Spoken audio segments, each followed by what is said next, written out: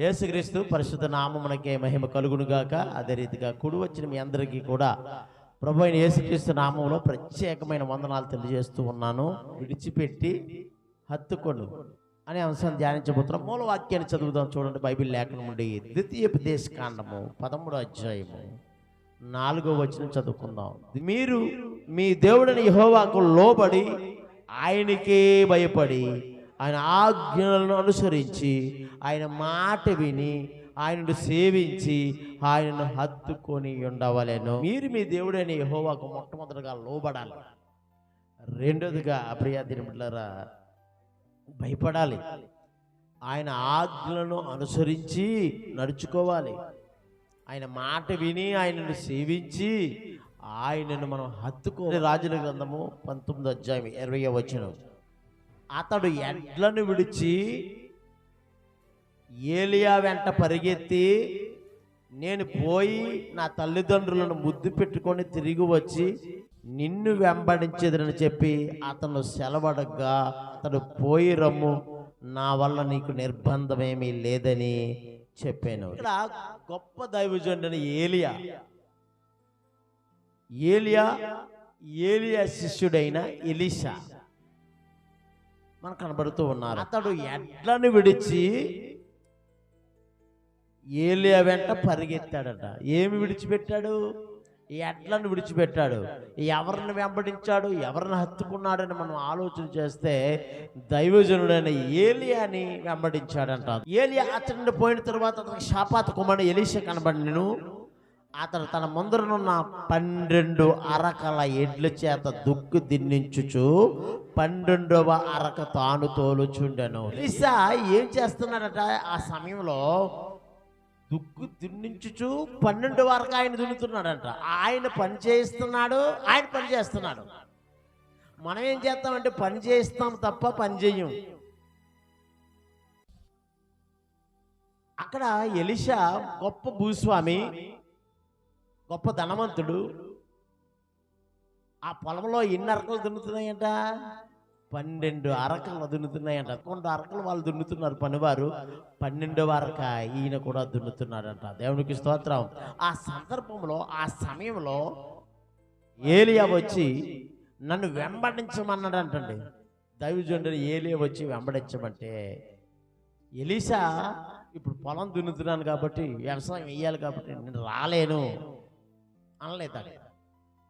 మనం చదివిన వాక్యంలో ఎలీషా ఎడ్లను విడిచి ఏలియా వెంబడెళ్ళాడంట. తన యొక్క పనిని విడిచిపెట్టాడు. ఏం విడిచిపెట్టాడంటే తనకున్న వ్యవసాయాన్ని విడిచిపెట్టాడు, తన ఎడ్లను విడిచిపెట్టాడు. మరి ఎవరిని హత్తుకున్నాడని మనం చూస్తే దైవజనుడైన ఏలియాని హత్తుకున్నట్లుగా, ఏలియాని వెంబడించినట్లుగా మనం చూస్తూ ఉన్నాం. ఇది సమూయేలు గ్రంథము 14వ అధ్యాయం 14వ వచనం. ఒక దినమున ఒక కాడి ఎడ్లు 1/2 ఎకరం దున్నుతుందంటండి. ఒక కాడి ఎడ్లు 1 అరకంట 1 అరెకరం దున్నుతుందంట రోజుకి. దేవునికి స్తోత్రం. ఇక్కడ ఎన్ని అరకలు దున్నుతున్నాయి? 12 అరకలు. 12 అరలు ఎంత? 6 ఎకరాలు.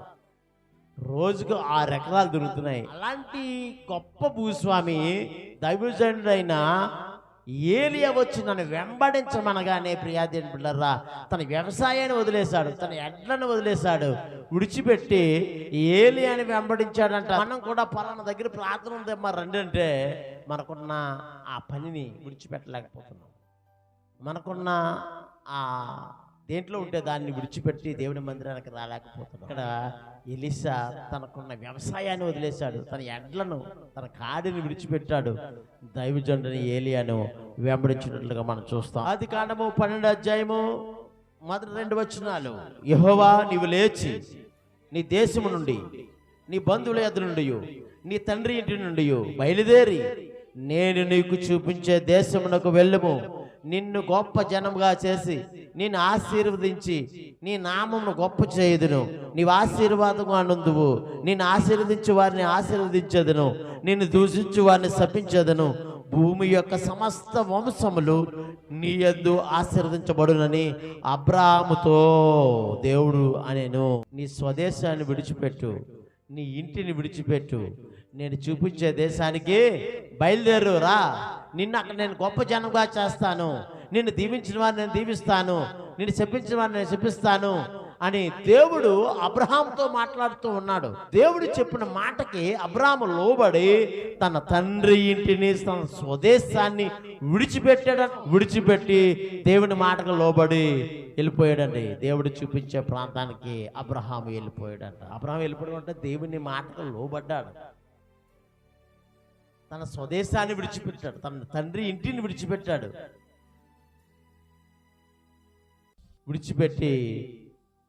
ఆయన చూపించే దేశానికి వెళ్ళిపోయాడు. ఆయన మాట మీద విశ్వాసం, అబ్రహాముకి దేవుని మాట మీద విశ్వాసంతో బయలుదేరి వెళ్ళిపోయాడు. ఎలీషా దేన్ని విడిచిపెట్టాడంట? వ్యవసాయమును విడిచిపెట్టాడు. ఎడ్లను, అరకలను విడిచిపెట్టి దైవజనుని ఏలియా వెంబడ వెళ్ళిపోయినట్లుగా మనం చూస్తూ ఉంటాం. రెండోదిగా అబ్రహాము తండ్రి మాటకు లోబడి తండ్రి చూపించే దేశానికి బయలుదేరి వెళ్ళిపోయినట్లుగా మనం చూస్తాం. మరి అబ్రహాం దేన్ని విడిచిపెట్టాడు? మన అనసవేటి విడిచిపెట్టి హత్తుకున్నాం. ఏమిటి విడిచిపెట్టాడు? దేన్ని హత్తుకున్నాడని మనం చూస్తే తన స్వదేశాన్ని విడిచిపెట్టాడు, తన తండ్రి ఇంటిని విడిచిపెట్టాడు, ప్రియాతిని లోకాస్తులను విడిచిపెట్టాడు. ఎవరిని హత్తుకున్నాడంటే దేవుణ్ణి హత్తుకున్నట్లుగా మనం చూస్తూ ఉన్నాం. మూడవది హెబ్రీయులకు రాసిన పత్రిక 11వ అధ్యాయము 24వ వచనం. మోషే పెద్దవాడైనప్పుడు విశ్వాసమును బట్టి ఐగుప్తు ధనము కంటే క్రీస్తు విషయమైన నింద గొప్ప భాగ్యమని ఇచ్చుకొని అల్పకాలము పాపభోగము అనుభవించుట కంటే దేవుని ప్రజలతో శ్రమ అనుభవించుట మేలని యోచించి పరో కుమార్తె యొక్క కుమారుడని అనిపించుకుంటకు ఒప్పుకొనలేదు. ప్రభు అనే మంత్రసానులు ఇద్దరు కూడా దేవునికి భయపడి రాజుగారి మాటను పక్కన పెట్టేసి, రాజుగారి ఆజ్ఞను పక్కన పెట్టేసి దేవునికి భయపడి మగపిల్లలను బ్రతకనిచ్చారంట, ఆడపిల్లల్ని బ్రతకనిచ్చారంట. అదే సమయంలో మోషే పుట్టాడు.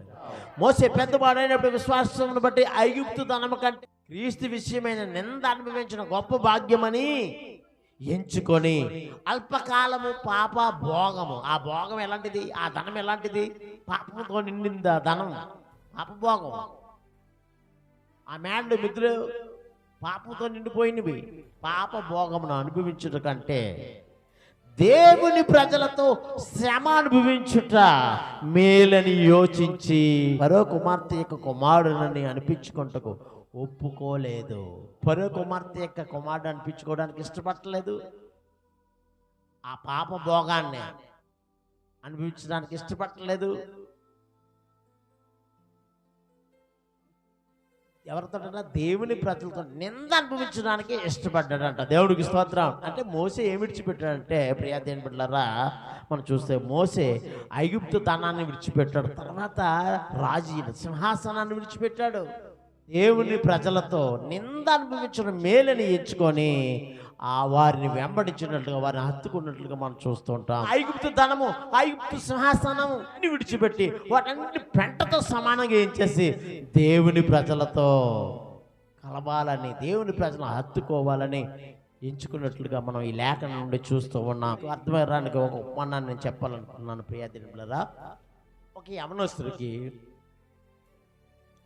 గుండు సూది తయారు చేస్తారు కదా, గుండు సూదులు తయారు చేసే కంపెనీలో ఉద్యోగం చేస్తున్నాడు ఒక ఆయన. అయితే వాళ్ళు ఏం చెప్పారంటే, ఈ ఆదివారము కంపెనీ యథావిధిగా ఆగకుండా జరుగుతుంది, కాబట్టి మీరు అందరూ కూడా డ్యూటీకి రావాలి. ఎప్పుడంట డ్యూటీకి రావాల్సింది? ఆదివారం. కంపెనీ ఆ రోజు మేము ఆపం కాబట్టి, పరిశ్రమను ఆపు చేయం కాబట్టి, అది పనిచేస్తుంది కాబట్టి ఉద్యోగస్తులందరూ కూడా ఏం చేయాలి? డ్యూటీకి రావాలి. మరి ఈయన ఆదివారం గుడికి వెళ్ళాలి. అయితే ఏం చేశారంటే, డ్యూటీకి వెళ్ళకుండా దేవుని మందిరానికి వెళ్ళిపోయాడు. ఆదివారం మందిరానికి వెళ్ళాడు, ఉద్యోగం పోయింది. అయితే బాధపడ్డాడు, కొంచెం చింతించాడు. కానీ నేను నమ్ముకున్న దేవుడు చింత యావత్తును తీర్చేవాడు కాబట్టి ఆ మాటను బట్టి, ఆ వాక్యంను బట్టి ధైర్యం తెచ్చుకొని ప్రయత్నం చేస్తున్నాడు మరొక ఉద్యోగం కొరకు. ప్రయత్నం చేస్తున్న సమయంలో ఒక ఆలోచన దేవుడు ఇచ్చాడండి. మన దేవుడు ఎలాంటి దేవుడు అంటే ఆలోచనకర్త. మన సాధారణంగా మనుషులం కాబట్టి ఉద్యోగం పోతే కొంచెం బాధ ఉంటుంది కదా. ఏంటి ఆ బాధ? పిల్లల్ని ఎలా పెంచుకోవాలి, నా భార్యని ఎలా పోషించాలి, లేకపోతే డోక్రా వస్తుంది, పలానా సీటు వస్తుంది, అది వస్తుంది, ఇది ఉంది, అది ఉంది. కాబట్టి వీటన్నిటి కొరకు నేను ఏం చేయాలంటే ఉద్యోగం చేయాలి. మరి ఉద్యోగం పోతే ఇప్పుడు నేను ఎలా కడతానని, ఎలా వచ్చేస్తాయని, ఫస్ట్ తారీఖు వచ్చేస్తే ఎలా కడతాను అని కొంచెం చింతతో బాధతో ఉన్నారు. కానీ దేవుని యొక్క వాక్యాన్ని బట్టి ధైర్యం. ఏంటి ఆ వాక్యం అంటే 55వ కీర్తన 22వ వచనం, భారము యెహోవా మీద మోపుము, ఆయనే నిన్ను ఆదుకొనును. దేవునికి స్తోత్రం. మన భారం ఎవరి మీద మోపాలంటే దేవుని బిడ్డలారా దేవుని మీద మోపండి. మనకు అలాంటి విశ్వాసం ఉండదు. మనకి ఏడుస్తాం, కృంగిపోతాం, చింతపడిపోతాం, బాధపడిపోతాం. నెల వచ్చేస్తే ఇవన్నీ మరి భారం అయిపోతుంది, నెత్తి మీదకి వచ్చి పడుతుంది. కాబట్టి మేము ఏం చేయాలి అని చింతించి కృంగిపోతూ ఉంటాం. బైబిల్ లేకుండా ఒక మాట, నువ్వు చింతించి మూరడ ఎక్కువేమీ చేసుకోలేవు. మనం చింతించడం వలన మూడ ఎక్కువేమైనా చేసుకోగలమా? తీరిపోద్దా? పోనీ ఆ డబ్బులు వచ్చేస్తాయా చింతించడం వలన? మన శరీరం కృంగిపోద్ది, ఆరోగ్యం క్షీణిస్తుంది తప్ప దానివల్ల ఏమి ప్రయోజనం ఉండదు. అందుకంటాడు మీ భారము యెహోవా మీద మోపండి, మీ చింత ఆయన మీద మోపండి. అప్పుడు దేవుడు ఏం చేస్తాడు? ఆయన మనల్ని ఆదుకునేవాడు. కాబట్టి ఆదుకునే దేవుడు, ఆలోచన ఇచ్చే దేవుడు. ఆయన ఉద్యోగానికి వెళ్ళే ప్రయత్నంలో ఒక ఆలోచన దేవుడు ఇచ్చాడంట ఆ వ్యక్తికి. ఏమిటి ఆలోచన అంటే, దారంటి వెళ్తున్న సమయంలో ఆయన చొక్కా బట్టను ఊడిపోయింది. చొక్కా బట్టను ఊడిపోతే మనం ఏం చేస్తాం? పినిసి పెడతాం. ఆ రోజుల్లో గుండు సూది ఎట్టేవారంట. ఆ రోజుల్లో ఏం పెట్టారంట? గుండు సూది ఎట్టేవారంట. ఇప్పుడు ఈయన అనుకున్నాడు, గుండు సూదే చొక్కా బట్టను ఊడిపోతే గుండు సూది ఎట్టేవారు కదా, నేను పినీసిని ఎందుకు తయారు చేయకూడదు అని ఆలోచన దేవుడు ఇచ్చాడు. గుండు సూదికి బదులుగా పినీసిని ఎందుకు, ఆ రోజు నుంచి పినీసి వచ్చింది, పినీసిని నేను ఎందుకు తయారు చేయకూడదు అని చెప్పి ఆలోచన ఇచ్చిన దేవునికి స్తోత్రం చెప్పి నెమ్మదిగా పినీసులు తయారు చేయడం, ఒకరిని పెట్టుకొని ఒక ఇద్దరిని పెట్టుకొని ఇంటి దగ్గరే ఆ పినీసులు తయారు చేయడం. గుండు సూది తయారు చేస్తే పినీస్ తయారు చేయొచ్చు. నీకు అక్కడ జ్ఞానం ఉంది కాబట్టి దాంతో పాటుగా ఇంటి దగ్గరే ప్రారంభించాడు పినీసులు తయారు చేయడం. కొత్తది ఏదన్నా మార్కెట్లోకి వచ్చిందంటే దాన్ని ఏకబడి కొంటారు ప్రజలు. కాబట్టి ఫినిష్ కొత్తగా ఉంది, ఈ గుండు సూది గుచ్చుకుంటుంది, బట్టలు ఊడిపోయినప్పుడు పెట్టుకుంటే. కాబట్టి ఫినిష్ బాగుంది కాబట్టి అందరూ ఫినిష్లు కొనడం ప్రారంభించారు. ఈయన ఇంటి దగ్గర 10 మంది 20 మంది 100 మంది అయిపోయారు పనులు. ఈయన ఓనర్ అయిపోయాడు. ఇంక ఇంటి దగ్గర పని చేయదని ప్రత్యేకంగా ఒక ప్లేస్ తీసుకొని ఆ ప్లేస్లో పెద్ద కంపెనీ కట్టేశాడు, ఫినిష్ల కంపెనీ. కిందే అనేక మంది పనిచేస్తున్నారు. ఆదివారం గుడికి వెళ్ళకుండా కంపెనీకి వెళ్ళిపోయాడు అనుకోండి, ఈయన ఓనర్ అవ్వేవాడా? ఇంకా దాసునిగానే ఉండేవాడు. ఆయన ఇచ్చే 10,000 15,000 ఉండేది. కానీ ఈయన గొప్ప కోటేశ్వరుడు అయిపోయాడు అంటుండే. మన దేవుడు మంచి దేవుడు, గొప్ప దేవుడు. కాబట్టి అలాగే మోషే గారు కూడా ఐగుప్తు ధనము అది పాపభోగమని తలంచి ఆ సింహాసనమును, ఐగుప్తు సింహాసనాన్ని విడిచిపెట్టి తన ప్రజలతో నింద గొప్ప భాగ్యం ఎంచుకొని వాళ్ళని హత్తుకొని వాళ్ళతో వెళ్ళిపోయినట్లుగా మనం చూస్తూ ఉంటాం. ఎలీషా ఎడ్లను వ్యవసాయాన్ని విడిచిపెట్టి దైవజనుడిని ఏలియాని వెంబడించాడు. అబ్రహాము తన స్వదేశమును, తన ఇంటిని, తన సొంత ఇంటిని, తండ్రి ఇంటిని విడిచిపెట్టి దేవుని చెప్పే ప్రదేశానికి వెళ్ళాడంటే దేవుని మాటకు లోబడి. కాబట్టి ఆ కనాను ప్రాంతంలో అబ్రహామును దేవుడు ఒక ఉన్నతమైన స్థితిలో పెట్టినట్లుగా మనం చూస్తూ ఉంటాం. మూడోది ప్రియాదులు, మోషే ఐగుప్తు ధనము కంటే తన ప్రజలతో నింద గొప్ప భాగ్యమని ఎంచుకొని ఆ పాపభోగాన్ని, ఆ సింహాసనాన్ని విడిచిపెట్టి తన ప్రజలను హత్తుకున్నట్లుగా మనం చూస్తూ ఉంటాం. 4వది చూద్దాం, చూడండి. రూతు గ్రంథం 1వ అధ్యాయం 16-17 వచనాలు చదువుదాం. న్యాయాధిపతులు ఏలిన దినాల్లో ఆ దేశంలో గొప్ప కరువు వచ్చిందంట. ఎలీమెలెకు తన భార్య అయిన నయోమి 2 పిల్లలు ఎవరంట? మహలోను, కిల్యోను. యోదా బెత్లెహేములో కాపురం ఉంటున్నారు. వీళ్ళు గొప్ప కరువు వచ్చిందంట. ఎలీమెలెకు తన భార్య నయోమిని తన ఇద్దరు పిల్లలను తీసుకొని యోదా బెత్లెహేము అనగా రొట్టెల గృహం, సమృద్ధి గల చోటను విడిచిపెట్టి చిన్న కష్టం వచ్చిందని, చిన్న శ్రమ వచ్చిందని, చిన్న బాధ కలిగిందని యోదా బెత్లెహేముని విడిచిపెట్టి బాగా సంపాదించేసుకుందామని ఎక్కడికి వెళ్ళి మోయాబు దేశం వెళ్ళి బాగా సంపాదించేసుకుందామని తన భర్త ఎలీమెలెకు తన భార్యను తన పిల్లల్ని ఇద్దరిని తీసుకొని వెళ్ళిపోయి అక్కడ కాపురం పెట్టాడు. ఎక్కడ కాపురం పెట్టాడు? సమృద్ధి గల ప్రాంతము, భక్తి ఉన్న ప్రాంతాన్ని విడిచిపెట్టి విగ్రహారాధనతో కూడిన ప్రాంతమైన మోయాబుకి తీసుకొని వెళ్ళిపోయాడండి. ఎలీమెలెకు చచ్చిపోతాడు. తన భర్త అయిన ఎలీమెలెకు చచ్చిపోయినప్పుడు బుద్ధి రావాలి. ఎవరికి? నయోమికి బుద్ధి రావాలి, తిరిగి వచ్చేయాలి. కానీ తిరిగి రాలేదు. తిరిగి రాకుండా కొన్ని సంవత్సరాలు అయిన తర్వాత తన ఇద్దరు పిల్లలకి ఆదేశపు స్త్రీలను, అన్య స్త్రీలను ఇచ్చి పెళ్లి చేసింది. పెద్దోడికి వార్పాను, చిన్నవానికి రూతును ఇచ్చి పెళ్లి చేసింది. ఏం జరిగింది? కొన్ని సంవత్సరాలు అయ్యేసరికి ఇద్దరు కుమారులు కూడా చచ్చిపోయారు. ముందు భర్త చచ్చిపోయాడు, తర్వాత అన్ని స్త్రీలను ఇచ్చి పెళ్లి చేయడం అని బట్టి వాళ్ళు చచ్చిపోయారు, కుమారులు కూడా చచ్చిపోయారు. ఇంక వీడికి ఏం మిగిలిందంటే వేదన, రోదన, కష్టం మిగిలింది, బాధ కలిగింది, కన్నీరు మిగిలింది. నయోమి అంటుంది, నా కుమార్తెలారా, నేను పిల్లలు మరలా కనాలంటే నేను కనే శక్తి నా దగ్గర లేదు, కాబట్టి మీరు మీ పుట్టింటికి వెళ్ళిపోండి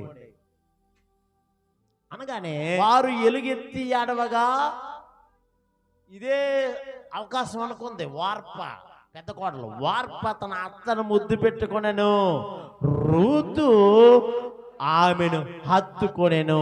వార్ప తన అత్తను ముద్దు పెట్టుకొని వెళ్ళిపోయింది. రూతు తన అత్తను ఏం చేసిందంటే హత్తుకుందా. ఓటు కోడలు వెంబడి వెళ్ళమనెను. అందుకు రూతు అంటుంది, నా వెంబడి రావద్దనియో, నన్ను విడిచిపెట్టమనియో నన్ను బ్రతమాలుకోవద్దు, నువ్వు వెళ్ళి చోటుకే నేను వచ్చేస్తాను. నువ్వు ఎక్కడైతే నివసిస్తావో అక్కడే నేను కూడా నివసిస్తాను. నువ్వు ఏమి తింటావో అదే తింటాను. నీ జనమే నా జనము, నీ దేవుడే నా దేవుడు. మృతి పొందిన చోటనే నేను మృతి పొందుతాను, మరణము తప్ప నిన్ను నన్ను మరి ఏదైనా వేరు చేసిన ఎడల యెహోవా నాకు ఎంత కీడైనా చేయను కాకుండా, మరణం తప్ప నిన్ను నన్ను ఏది వేరు చేయలేదని చెప్పేసి రూతు హత్తుకొని, రూతు తన అత్త అయిన నయోముని హత్తుకొని ఆయన వెంబడి వచ్చేసినట్లుగా మనం చూస్తూ ఉంటాం. రూతు తన సొంత తల్లిదండ్రులను, సొంత ప్రజలను విడిచిపెట్టి నయోమి, తన అత్త అయిన నయోమి వెంబడి బయలుదేరి నయోమిని హత్తుకొని ఆయన వెంబడి బయలుదేరి వచ్చేసిందంట. మార్కు శుభవార్త 10:50 అక్కడ తీమయ్య కుమారుడైన బర్తిమయి గుడ్డు భిక్షగాడు కనబడతాడు. ఆ గుడ్డు భిక్షగాడు ఏం చేస్తున్నాడు? ముందు ఒక క్లాత్ వేసుకొని కూర్చున్నాడు. దారంటి వెళ్తున్న వారు, వస్తున్న వారు అందులో కొంత డబ్బులు వేస్తున్నారు. అదే బాగుంది అనుకోవాలి నిజానికి. అదే దారిని యేసుప్రభు వస్తున్నాడు తెలుసుకొని దావీదు కుమారుడా నన్ను కరుణించమని కేకలు పెడుతున్నాడు. అక్కడ ఉన్నవారు అందరూ గుడ్డోడా ఊరుకోరని చెప్పేసి అణిచివేస్తున్నప్పటికీ ఇంకా మరీ ఎక్కువగా కూడా కేకలు పెడుతున్నాడు. దావీదు కుమారుడా నన్ను కరుణించు, నన్ను కరుణించు మరీ ఎక్కువగా కేకలు వేస్తున్నాడు. అయితే యేసుప్రభు వెళ్ళిన వారు ఆగి ఆ భర్తిమైని రమ్మని పిలిచాడు. ఆ విషయాన్ని ఆ భర్తిమైకి వీళ్ళు తెలియజేశారు. దేవుడు నిన్ను పిలుస్తున్నాడు, భయపడకో అని చెప్పేసి. అప్పుడు గుడ్డు భిక్షకుడు అంటే బట్టను విడిచిపెట్టి దిగ్గును లేచి దృష్టి పొంది దేవునిని వెంబడించాడంట. దృష్టి పొంది విశ్వాసంతో యేసుని వెంబడించాడంట. ఏం విడిచిపెట్టాడు? అక్కడ తన బట్టను విడిచిపెట్టాడు. ఎందుకంటే ఇంక దీంతో నాకు పని లేదు, ఇంకా అడుక్కునే పని నాకేమీ లేదు, ఎందుకంటే నేను యేసుప్రభు వారినే కలిగి ఉన్నాను అని చెప్పేసి దృష్టి పొంది యేసుక్రీస్తు ప్రభు వారిని వెంబడించినట్లుగా మనం చూస్తూ ఉంటాం. 6వ విషయానికి వెళ్దాం. యోహాను సువార్త 4:28-29 ఆ స్త్రీ తన కొండను విడిచిపెట్టి ఊరిలోనికి వెళ్ళి మీరు వచ్చి నేను చేసినవన్నీ నాతో చెప్పిన మనుషుని చూడుడి. సమర స్త్రీ దగ్గరికి వచ్చి యేసుప్రభు ఏం చేశాడంట? మంచినీళ్ళు అడిగాడు, దాహం నాకిమ్మని అడిగాడు. నీవు దేవుని వరమును దాహనముకిమ్మని నిన్ను అడుగుచున్న వాడు ఎవడో అది ఎరిగి ఉంటే నీవు ఆయన్ని అడుగుదు, ఆయన నీకు జీవజాలం ఇచ్చినని చెప్పాడు అంటాడు. ఆవిడంటది వెంటనే, ఆ జీవజాలం ఏదో నాకు ఇవ్వు ప్రభా, ఎందుకంటే ఈ బావి చాలా లోతైనది, దీంట్లో నేను చేదుకోలేకపోతున్నాను, ఆ జీవజాలం ఏదో నాకు ఇప్పుడు ఇచ్చా అంటే ఆయన ఏమన్నాడంటే, ప్రియా దేవుళ్ళారా, ఈ నీళ్లు త్రాగు ప్రతి వాడును దప్పుకుంటాడు, నేనిచ్చి నీళ్లు త్రాగువాడు ఎన్నడను దప్పికొనడు అన్నాడు. అప్పుడు అంటది, అయ్యా నేను దప్పికొనకుండాన్నట్లు చేదుకొండకి ఇంత దూరం రాకున్నట్లు ఆ నీళ్లు నాకు దయచేయము అని అడగగా, అప్పుడు యేసు ప్రభు, నీ వెళ్ళి నీ భర్తను తీసుకురా అన్నాడు. యేసు ప్రభు ఏమన్నాడు? వెళ్ళి నీ భర్తను తీసుకురామంటే ఏమంటది? నాకు భర్త లేడు అంటుంది, నాకు పినుటి లేడు అని చెప్తుంది. నీవు నిజమే చెప్పితివి, పెనిమిట్లు లేడని నువ్వు నిజమే చెప్పావు, కానీ నీకు ఇప్పుడు 5 పెనిమిట్లు ఉన్నారు, ఇప్పుడున్నవాడు కూడా నీవాడు కాదు అని యేసుప్రభు చెప్పగానే వెంటనే యేసుక్రీస్తు ప్రభువారు నా జీవితాన్ని, నా బ్రతుకును చెప్పేస్తున్నాడు. ఈయన ఒక ప్రవక్త అని గమనించిందంట. ఆ కొండను విడిచిపెట్టి ఊరిలోనికి వెళ్ళి, మీరు వచ్చి నేను చేసినవని నాతో చెప్పిన మనుషుని చూడుడి, ఈయన క్రీస్తు కాడా అని ఊరు వారితో ఆ సమర స్త్రీ వెళ్ళి చెప్పిందంట. అంటే సువార్తను పఠించింది. ఈ వాక్యాన్ని బట్టి మనం ఏం అర్థం చేసుకుంటున్నామంటే, పాపపు కొండను విడిచిపెట్టి క్రీస్తు సువార్తను ప్రకటించింది. ఈయన క్రీస్తు కాడా, నాతో మాట్లాడేవాడు, నా జీవితాన్ని చెప్పినవాడు, నా పరిస్థితిని ఎరిగినవాడు, ఈయన క్రీస్తు కాడా అని చెప్పేసి ఆ వారి దగ్గరికి వచ్చి ఇంకా గట్టిగా సువార్తను పాటిస్తుంది. ఆయన గొప్ప దేవుడు, ఆయన అద్భుతాలు చేసేవాడు, రండి నేను చూపిస్తాను, రండి నా వెంబడి రండి అనగానే మొత్తానికి ఏదో రకంగా వాళ్ళు వచ్చారంటే, మా మట్టుకు మేము విని ఈయన నిజముగా లోకరక్షకుని తెలుసుకొని నమ్ముచున్నామని రేది. సమర స్త్రీ ఏమి విడిచిపెట్టిందంటే, తన పాపాన్ని విడిచిపెట్టింది, తనకున్న పాపపు కుండని విడిచిపెట్టి, పాపపు ఆలోచనలు విడిచిపెట్టి, పాపపు తలంపులను విడిచిపెట్టి అదే గ్రామానికి వెళ్ళి ఆ గ్రామంలో దేవుని మాటలు చెప్పింది, సువార్తను ప్రకటించిందంట. దేవునికి స్తోత్రం. వాళ్ళందరినీ యేసు ప్రభు వారి దగ్గరికి నడిపించిందంట. నడిపిస్తే యేసు ప్రభు బోధ చేశాడు వాళ్ళకి. ఆ బోధను విన్న వారందరూ కూడా ఈయన నిజముగా లోక రక్షకుడని నమ్మి విశ్వసించారంటండి. మరి మనం కూడా ఆ విధంగానే మనకున్న లోకాసులను విడిచిపెట్టాలి, మనకున్న పాప డాగులను కడిగి వేసుకోవాలి, మనకున్న పాపం అంతటిని, అతిక్రమాలన్నింటినీ కూడా మనం ఏం చేయాలంటే విడిచిపెట్టాలి. బైబిల్ గ్రంథంలో అదే అంటాడు, అతిక్రమములను దాచిపెట్టేవాడు వర్ధిల్లడు. అవన్నీ విడిచిపెట్టాలి. ఈ సమర స్త్రీ విడిచిపెట్టింది, విడిచిపెట్టి యేసుని వెంబడించింది, యేసు సువార్తను పాటించింది. కాబట్టి మరి మనం కూడా ఏమి విడిచిపెట్టాలి, ఏమి హత్తుకోవాలి. ఒక వెటర్నరీ డాక్టర్ అంటే పశువుల డాక్టర్ ఏదో పని మీద బయలుదేరి వెళ్తున్న సమయంలో ఒక కుక్క నీరసంగా రోగంతో బాధపడుతూ రోడ్డు మీద ఉంది. దానికి నీరసం ఉందని తెలుసుకున్నాడు ఈ డాక్టర్ గారు, కాబట్టి ఆయనకు తెలుసు కదా దానికి బలహీనత ఉంది, నీరసం ఉందని తెలుసుకొని ఆ కుక్కను తన ఇంటికి తీసుకొని వెళ్ళి ఏదో బొందేసి దాన్ని ఏం చేశాడంట, బాగు చేశాడు.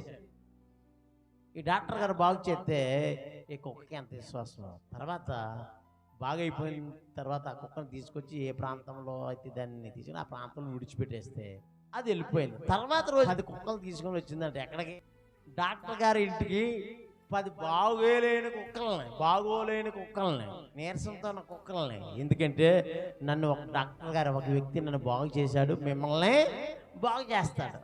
ముందు ఈ కుక్క కూర్చుంది, ఆ 10 కుక్కలు వెనకాల ఉన్నాయి. డాక్టర్ గారు ఇంట్లోంచి బయటకు వచ్చి చూసారంటే, నేను నిన్న బాగు చేసిన కుక్కే కదా, ఇంకో 10 కుక్కలను వేసుకొని వచ్చింది ఏంటి అని ఆ కుక్కల దగ్గరికి వెళ్ళినప్పుడు ఆ 10 కుక్కలు కూడా నీరసంగా బలహీనంగా ఉన్నాయంట. దాని విశ్వాసం చూసారా, నేను బాగయ్యాను, ఈ వ్యక్తి మిమ్మల్ని కూడా బాగు చేస్తారని బాగోలేని 10 కుక్కలని తీసుకొని వచ్చిందంట. దేవుడికి స్తోత్రం. మనం ఒక్కలైనా తీసుకొని వస్తున్నామా దేవుని మందిరానికి?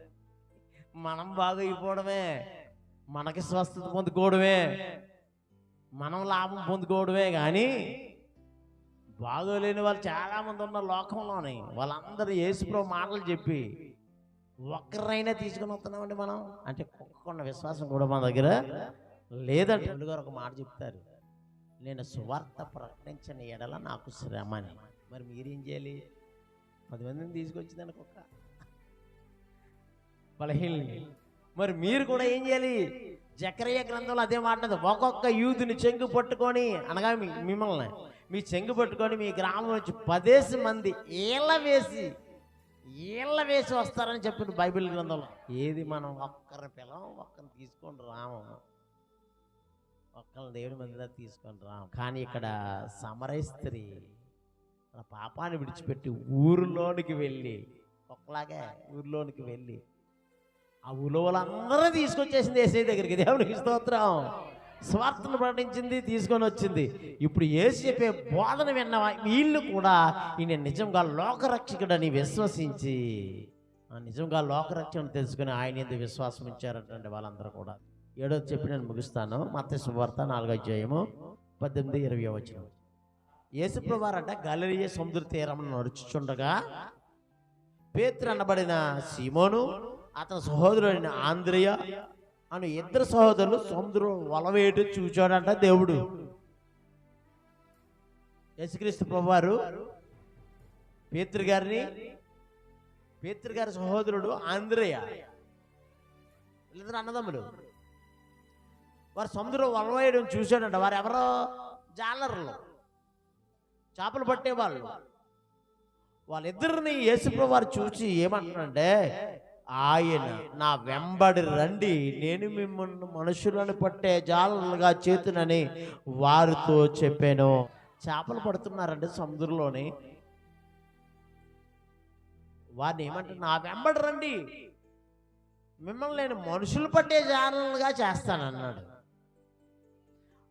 వెంటనే వారు తమ వలలను విడిచి యేసుక్రీస్తు ప్రభువారిని వెంబడించారంట. అంటే యేసు ప్రభువారిని హత్తుకున్నారు. వీళ్ళు పోషణ ఆధారము చేపలు పట్టడం జాలరులకి. ఈ పేతురు గారికి ఆంధ్రకి కుటుంబం గడవాలంటే వాళ్ళు చేపలు పట్టాలి ఖచ్చితంగా. వాళ్ళు చేపలు పడుతుండగానే యేసు ప్రభు నా వెంబడి రండి అన్నాడు. వెంటనే వారు వలలు విడిచిపెట్టేసి, మరి వారికి బాధలు ఉండండి, వారికి సీట్లు ఉండవా? పోనీ మరి పిల్లలు పోషించుకుంటే డబ్బు కావాలి కదా. ఆయనను అవన్నీ విడిచిపెట్టేసి యేసు ప్రభువారిని వెంబడించేశారు. మనమైతే ఇవి ఆలోచన చేస్తాం. ఎలీషా ఎడ్లను వ్యవసాయాన్ని విడిచిపెట్టి దైవజనుడైన ఏలియాని వెంబడించాడంట. రెండోది, అబ్రహాము తన స్వదేశమును తండ్రి ఇంటిని విడిచిపెట్టి దేవుని మాటకు లోబడి దేవుడు చూపించే దేశానికి వెళ్ళిపోయాడట. అబ్రహామును దేవుడు దీవించేశాడు. మూడవదిగా ప్రియా దేవుని బిడ్డలారా, మోషే ఏం విడిచిపెట్టాడు? పాప భోగాన్ని, ఆ ఐగుప్తు ధనాన్ని, ఐగుప్తు యొక్క సింహాసనాన్ని, రాజు ఈయనవ్వాలి రాజు, అదంతటిని విడిచిపెట్టి దాని పెంటతో సమానంగా ఎంచుకొని తన ప్రజలతో నింద అనుభవించడం మేలని తన ప్రజలను హత్తుకున్నట్లుగా మనం చూస్తూ ఉంటాం. 4వది రూతు కూడా ప్రియదేవుని బిడ్డలారా తన తల్లిదండ్రులను విడిచిపెట్టి, తన దేశాన్ని విడిచిపెట్టి అత్తయ్య అయిన నయోమిని హత్తుకొని నయోమి వెంబడి వచ్చేసినట్లుగా మనం చూస్తూ ఉంటాం. తల్లిదండ్రులు ఎవరైనా విడిచిపెడతారా? వార్పలాగే పోయి మళ్ళీ పెళ్లి చేసుకుంటారు.